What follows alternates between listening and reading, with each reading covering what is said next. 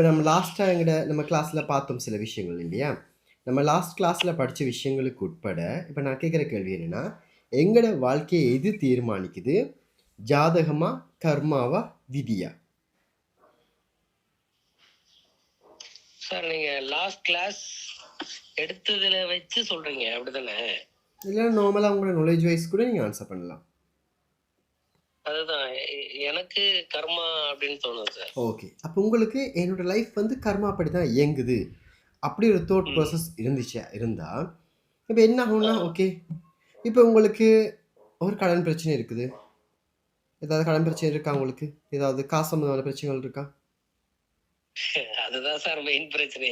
அப்ப உங்களோட மைண்ட் என்ன சொல்லுன்னா, இது ஒருவேளை நீ செஞ்ச கர்மாவுக்காக இருக்கலாம்.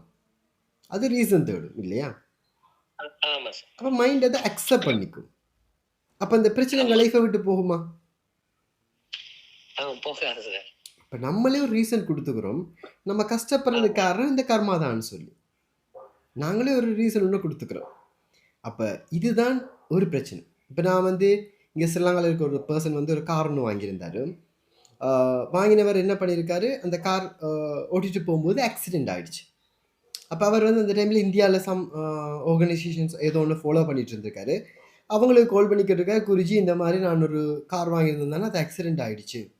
அப்போ அவருக்கு அட்வைஸ் கொடுத்துருக்காரு, எத்தனையோ பேர் காரே இல்லாமல் இருக்காங்க, உன்னோட காராச்சும் இருக்குது, அது ஆக்சிடென்ட்னால என்ன இருக்க போகுது, ஏதோ கர்மா கழிதுன்னு நினச்சிக்கோ, இதுவும் கடந்து போகும்னு நினச்சிக்கோ. ஸோ அப்போ இவர் வந்து அதை விட்டுட்டு ஓகே குருஜி சொல்கிறாரு நம்ம கேட்டுக்கலான்னு போயிட்டாரு. திரும்பி என்ன ஆகுது, திரும்பி அவரோட கார் ஆக்சிடெண்ட் ஆகுது. அந்த கார் சம்பந்தமான பிரச்சனைகளே வருது. ஏன்னா எதையெல்லாம் உங்களோட மைண்ட் அக்செப்ட் பண்ணுதோ அதெல்லாம் உங்களோட வாழ்க்கையில் அது இழுத்து கொண்டு வரும். இப்போ ஜாதகம் சம்பந்தமான பிலீஃப் சிஸ்டம் இருக்கிற ஒரு பர்சன் அவர் என்ன பண்ணுறாரு, ஜாதக ஒவ்வொரு நாளையும் நட்சத்திரங்களையோ மற்ற என்ன பார்ப்பாங்க, ராசி பலனில் இந்த டெய்லி ஒவ்வொரு நாளும் என்னென்ன நடக்கும், நல்ல காலம் கெட்ட காலம் பார்க்க ஆரம்பிப்பாங்க. ஒருவேளை ஜாதகத்தில் இப்போ வர்ற 3 வருஷம் மோசமான வருஷம் அப்படின்னு சொல்லிட்டாங்களா இருந்தால் அந்த 3 வருஷம் அவங்களுக்கு மோசமாக தான் இருக்கும். 7 வருஷம் மோசமான வருஷம்னு சொல்லிட்டாங்கன்னா அந்த 7 வருஷம் மோசமாக தான் இருக்கும். ஏன்னா அதை அவங்க தேர்ந்தெடுத்து கொள்றாங்க. அதையும் விட சில பேர் என்ன பண்ணிடுறாங்க, இந்த வாழ்க்கையை பற்றி மோசமான ஒரு தீர்மானம் ஒன்று எடுத்துடுறாங்க.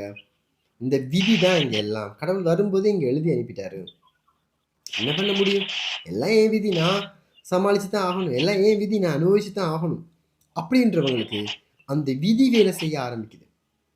அவங்களுக்கு பிரச்சனைகள் வர வர ஆரம்பிக்குது.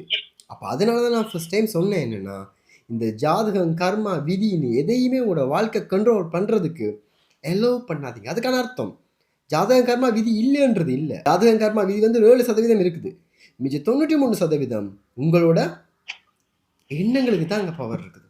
இப்போ நீங்கள் எதை தீர்மானிக்கிறீங்களோ அதைத்தான் உங்களோட வாழ்க்கையில் கொண்டு வர முடியும். எப்போ நீங்கள் இதுக்கு சக்தி கொடுக்க ஆரம்பிக்கிறீங்களோ, இது வந்து நீங்கள் தீர்மானம் எடுக்கிறன்றது சாதாரணமாக ஓகே நான் இன்னையிலேருந்து என் மனசு சொல்கிறது தான் கேட்க போகிறேன்றது கிடையாது.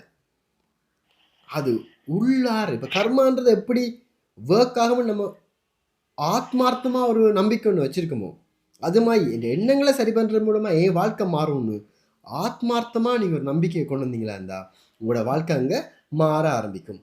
இதைத்தான் நாங்கள் இங்கே படிக்க ஆரம்பிக்க போகிறோம்.